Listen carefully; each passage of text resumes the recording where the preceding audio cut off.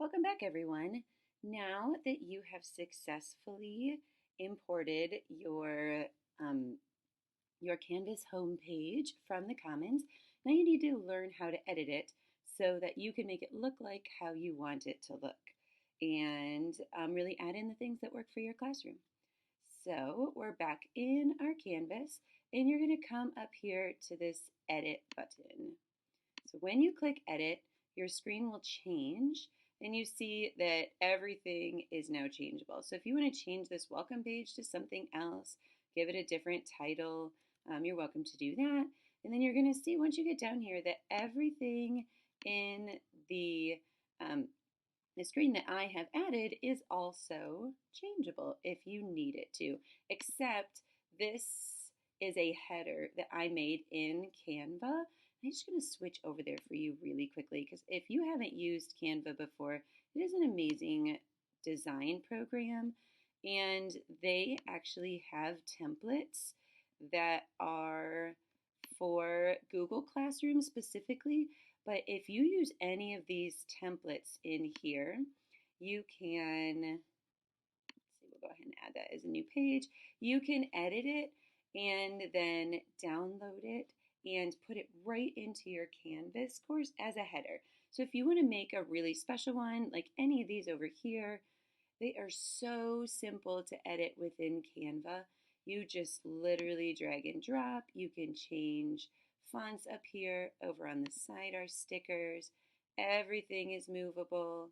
And then when you're ready, you just download it to your computer and then bring it back over into your Canvas course.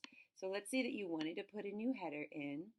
So you would go ahead and delete out the header that I have in there, which I will do. And then I'm just going to actually put the same header back in. But I'll show you how you would upload something that was on your computer. So you are going to be familiar with a lot of these buttons up here. This one is the table button. It's really important that you use tables in Canvas. Canvas has a weird tendency of moving your stuff all around, even when it looks good on your page. Then when you click save and publish, it looks strange on the kids' devices for some reason. So we always want to use a table. And if you want to add or take away anything from the table, you need to do it using this table. So this is how you delete your rows, paste rows, add columns, which you might want to do to the template that I started for you. Okay, this is your insert and edit media.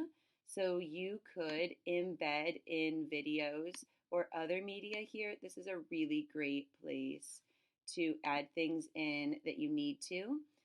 Here's a link. So this is just your regular link that you're used to. Here's how you remove it. This is embedding an image, and that's where we're going to go for our new header. I'm going to click the embed image, and now our image doesn't have a URL, so that's where people get stuck sometimes. So instead, you're going to come over here to Canvas, click on My Files, and then you're going to upload a file. Now you see that my file is actually already in there, but if you were going to upload one from your computer, you would just click that, find whatever it is that you want from your desktop. So sometimes it's easiest just to take a screenshot of your image, which is what I did using the Command Shift number 4. And then I screenshotted the image that I made on Canva. And now I can just click it, click open, and that will bring it here. So now it is listed under My Files in Canvas. So I can just click that, come all the way down to the bottom, go to update. You could actually change the dimensions and things if you need to. I'm not going to mess with any of that. And there is my header right in the top of my page. So if you'd like to change out the header, that's a simple way to do it. I encourage you to go ahead and change the wording here, add in things that are pertinent to your class. And then you're probably going to want to work on the buttons that I have down here. So if you go back to the slides, you will see that you can change buttons and stuff. That's a whole different slide. So you can follow that up later. But right now, just focus on using the basic editing tools that you would like to. Now, if you ever want to record a video, maybe you want to make a welcome video on your page, you can click right into Canvas and go to record and upload media. do allow for your computer to use your camera, and you can just record a video right there using your webcam, and it will link right into your page. Or if you have a video file that you already used, you can select and put it in there. And so that's a super easy way for you to record tutorials for your students. Or if you made a loom that you'd like to dump into the page, that's really helpful, especially for our younger learners who maybe don't read very well yet.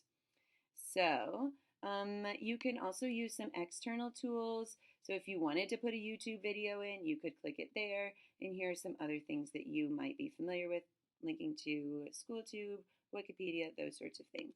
So those are just your most basic editing. All of your fonts and things are going to be up here. That should get you started with editing. Make sure anytime you make changes, you scroll all the way down to the screen and click Save at the bottom. So now you have saved what you've done, and then you're going to make sure that you click the green Publish button up at the top. If you don't publish it, your students can't see it. It's always a good idea to go here to your home screen and click on Student View. So when you click on Student View, this is going to show you what your page looks like from your student. You notice that it's a lot cleaner, a lot more simple, and you can try clicking to see what sorts of things will be helpful for your students, and make sure that everything that you want them to access, they can get to from this view. When you're finished, you can leave Student View and head right back. I'll be back in just a second to tell you how to change this button into your email.